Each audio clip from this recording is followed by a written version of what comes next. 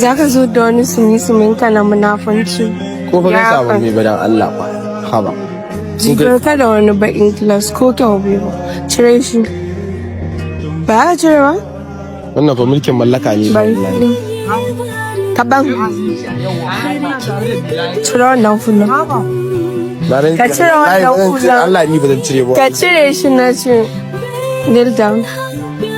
To wanne zan cire hula ko kneel down zan kince? Kai kneel down to ka fara rage tsawon ka.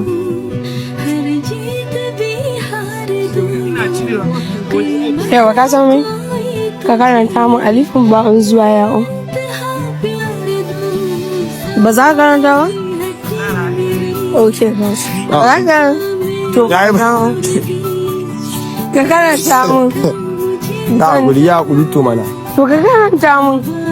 Alifu. Lalata.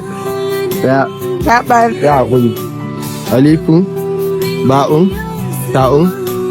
Tashi. An ba karanta ba. Tashi? Ya hakuri wallahi mama ce ta ake ni ba ta ce min wai in je gidansu an ta sadiya in karbo mata abu. Shine ka jima baka zo ba. Kai ka so a zauna ya ta jiran ka. Ya hakuri. Taki ji. Bismi?